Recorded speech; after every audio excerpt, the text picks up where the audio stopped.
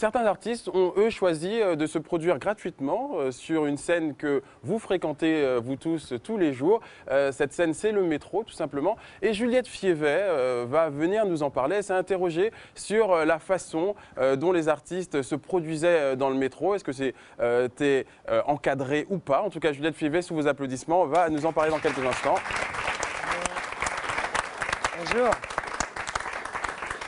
Bonjour à tous. Bonjour Juliette. Alors oui, effectivement, j'ai fait une petite investigation parce que le métro est une scène de concert qu'on a tendance à oublier. Et pourtant, il y a plus de 5 millions de passagers et de voyageurs qui y passent tous les jours.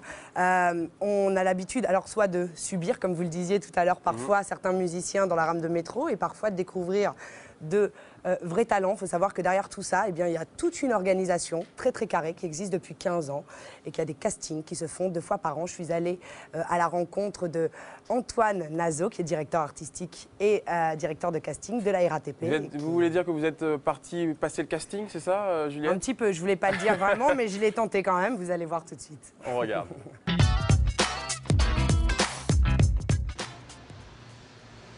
Alors là, on est devant la RATP, le secteur artistique de la RATP. On va rencontrer tout de suite Antoine Nazo, qui est directeur de casting et directeur artistique depuis 15 ans. C'est lui qui décide de donner ou pas les autorisations aux artistes de chanter dans le métro. On va voir, moi je vais passer le casting là aussi, je vais arrondir les fins de mois. Depuis la création du métro, il y a toujours eu des artistes ambulants dans le métro.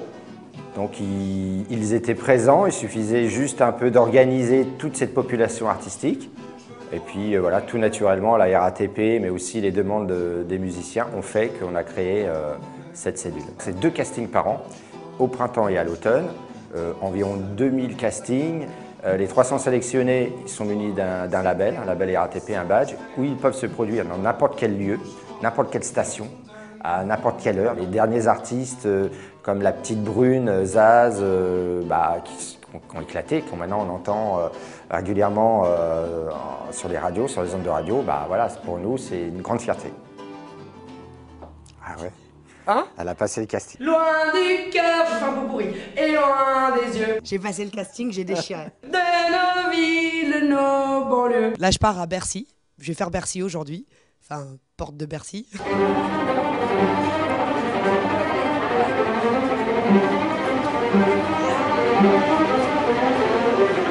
Eux, ils ont l'air pareil, super bien organisés. Ils sont là, ils s'entraînent en fait. Ils ont un CD, ils vendent leur disque. Exactement. Ça c'est un groupe vraiment qui vient dans le métro pour répéter. Ils répètent leur répertoire essentiellement classique, c'est vrai. En plus de ça, ils ont aussi des concerts à l'extérieur. Ils annoncent leurs concerts. Ils ont des albums également à eux qu'ils essayent de vendre. Voilà.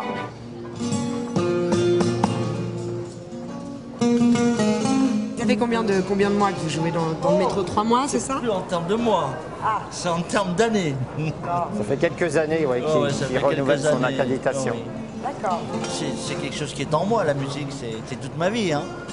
Je le partage avec les gens qui comment dire, empruntent le métro, ou j'accompagne leur itinéraire.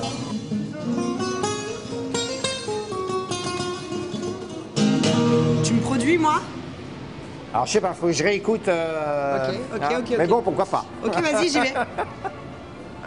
Je me voyais déjà en une affiche. On va voir. On va voir. Peut-être avec de la musique, ça va passer. Je m'en fous, j'ai la carte.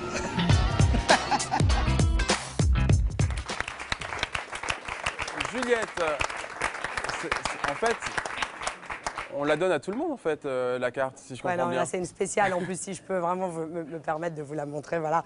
Parce qu'ils m'en ont fait une spéciale. Alors normalement il y a Kezia Jones, chanteur, il y a William Baldé, chanteur, et puis moi ils m'ont mis casserole, voilà. Mais j'ai voilà. Mais alors ce qui est surprenant, c'est que Alors, il faut vraiment faire la différence. Les gens qui sont dans la rame de métro et sur le quai ne sont pas des gens qui ont fait le casting. Sont des gens qui viennent à l'arrache. Mais les gens que vous retrouverez dans les couloirs sont des gens qui ont passé le casting. Et pour la plupart, et c'est là où c'est surprenant, sont des professionnels ou quasi-professionnels. Ils ont déjà des albums, des dates de concerts de prévues. Et leur discours, c'est de dire, voilà, les salles de répétition coûtent beaucoup d'argent. La répétition coûte de l'argent. Et donc, au lieu d'en dépenser, finalement, on va faire nos répétitions dans le métro. On aura l'opportunité en plus de le faire devant un public et on gagnera.